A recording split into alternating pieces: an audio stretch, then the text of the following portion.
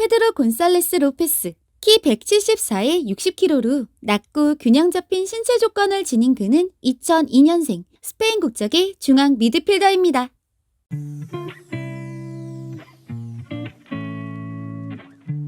안녕하세요. 선발단장 티키앙입니다. 오늘 소개해드릴 선수는 스페인 바르셀로나 소속으로 이니에스타 재림이라 평가받고 있는 미드필더 페드리인데요. 16세의 어린 나이로 성인 무대에 데뷔해 연령별 대표팀은 물론 유로 2020과 도쿄올림픽, 이번 카타르 월드컵에서도 무적함대의 핵심으로 활약하며 베테랑급 경험치마저 쌓인 어린 자원입니다. 명문 바르샤의 주전으로 그 포텐을 이어가며 꿀애들의 신뢰를 듬뿍 받고 있는 차세대 스페니쉬 테크니션 중 한 명인데요. 과연 어떤 능력을 지닌 선수인지 스카우트 리포트 시작해보도록 하겠습니다. 우선 페드리의 포지션은 하프 스페이스 공략에 강점을 지닌 좌측 중앙 미드필더인데요. 데뷔 초 측면 자원으로 커리어를 시작해 레프트 윙어로 겸용되기도 하지만 중원에서 발휘되는 영향력이 엄청나 공미로 나서기도 하는 유틸리티 플레이어입니다.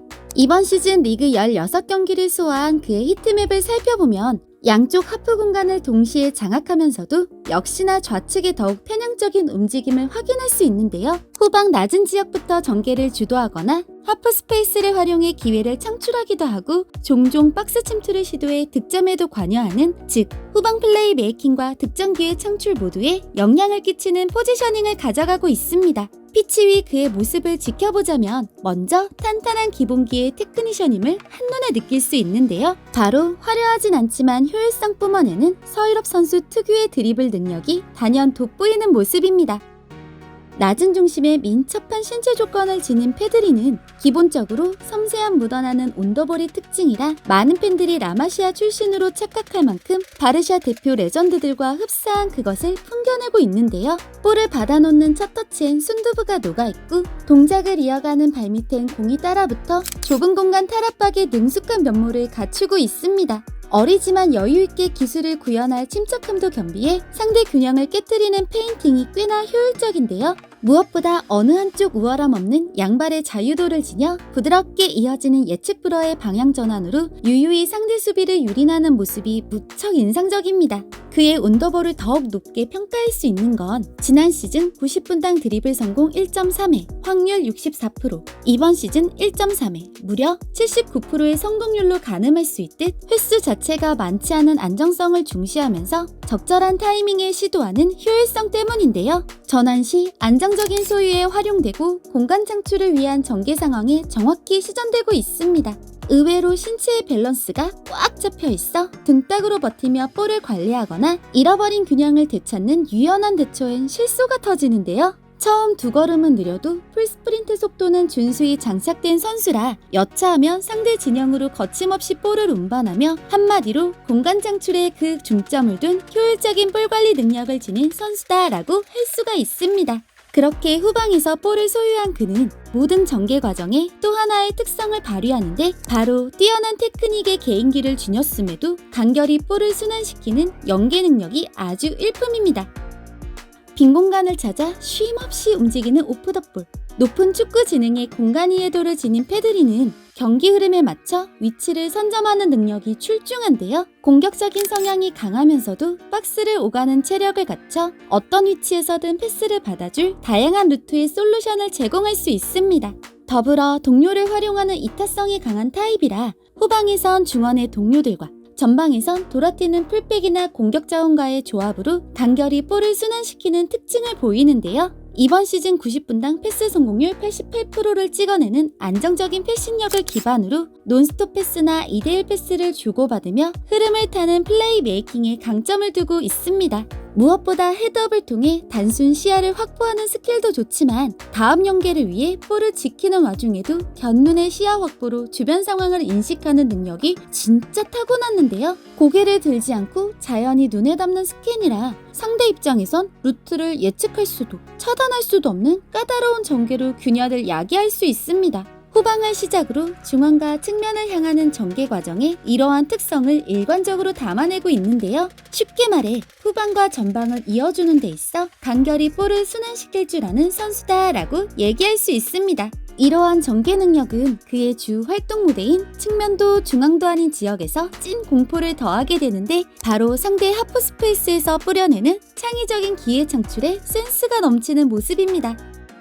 왼쪽 윙어 출신인 만큼 좌측 하프 공간에서 매우 영리하게 볼을 차는 페드리는 기본적으로 넓은 시야와 패싱력을 지녀 한 방의 패스로 최종 수비를 무력화시키는데요. 이번 시즌 90분당 자기 진영에서 패스 47.9회, 성공률 95%, 상대 진영 32.8회로 84%의 기록으로 확인할 수 있듯 후방보다도 전방에서 도전적인 패스 시도가 많음을 알 수가 있습니다. 이때 역시 약발 사용이 너무나 좋아 꼭 좌측에 국한되지 않고 다양한 지역에서 기회를 만들 수 있는데요. 한두 명은 털어낼 개인 기술을 지녀 지공 시 직접 공간을 창출해 킬패스를 뿌리거나 볼을 소유하고 지어나며 뒷공간을 노릴 타이밍을 선별하는 선수라 상대를 끌어내는 지능에 개인 능력을 비벼내고 있습니다. 또 정확한 패싱력과 더불어 90분당 롱패스 성공률 무려 86%, 칩패스 64%, 키패스 1.7회로 8번의 득점 기회를 창출해내며 그가 볼만 잡으면 문전으로 달려드는 동료들의 움직임에 깊은 신뢰를 느낄 수 있는데요.